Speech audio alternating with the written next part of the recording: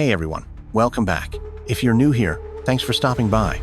This is a channel where I take real-life mysteries, unsolved crimes, and shocking true stories, and bring them to life using cartoon visuals and storytelling. Now, these aren't just random tales. These are real events, real people, real tragedy. I'll be walking you through each case step by step, giving you the facts, the theories, and letting you decide what really happened. So if you love deep dives into mystery, suspense, and the unknown, stick around. You're going to want to see this.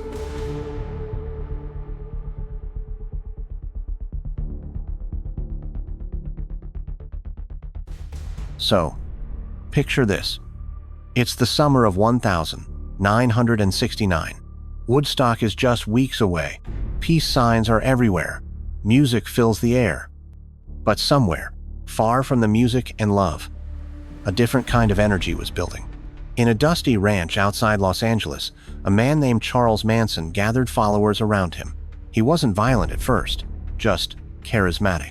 He told them the world was about to end, that the blacks would rise up against the whites, and when they did, he said it would be them who survived. That group became known as the Manson family, and what followed would shock the world forever. Charles Manson didn't start out as a killer. He was born in Ohio in 1934, abandoned by his father, raised by a single mother who struggled to care for him. From a young age, he ended up in juvenile detention centers, then prisons. By the time he got out, he had one thing no one else did: a way with words, a way with people. He could make you believe anything, including that he was some kind of prophet. And that's exactly what happened. Manson found a place to live, Spawn Ranch, and started attracting young women. They came to him like moths to a flame. They gave up everything: their clothes, their pasts, even their names, all for him. It wasn't just Manson leading this group. He had powerful women by his side: Patricia Krenwinkel, Leslie Van Houten, Susan Atkins, and of course, Charles Watson. Together, they formed a family, not by blood, but by belief. Belief in him, belief in his twisted vision. They called it Helter Skelter, a race war Manson predicted would tear America apart. And he believed he could lead the survivors. To do that, he needed fear, he needed violence, and he needed death. On the 8th of August, 1969, Manson sent his most trusted followers on a mission. Sharon Tate, Jay Sebring, Abigail Folger, Wojciech Frykowski, Stephen Parent. 5 lives taken in one night. Blood on the walls, messages scrawled in red, a warning carved into the door: death to pigs. No one knew who did it, but soon everyone would know the name: Charles Manson. Not just a cult leader anymore. Now, a murderer. The next night, more terror. Leno and Rosemary LaBianca were killed in their home. Stabbed, brutal, no mercy. This time, the message was clear. It wasn't random. It wasn't self-defense. It was a statement. Helter Skelter had begun, and Manson was pulling the strings. At first, police thought these were copycats, random killings, nothing connected. But something didn't add up. Whoever did this left behind clues: a tire track, a footprint, even a hair.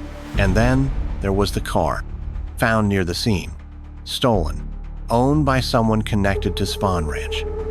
Suddenly, detectives had a lead, one that led straight to Charles Manson. Manson didn't hide for long. His followers did, but not before talking too much. One of them, Tex Watson, couldn't stop telling people what he'd done. And slowly, the story came together. They weren't acting alone. They were following orders. Orders from Manson himself. It all pointed back to one man. And now, the law was closing in.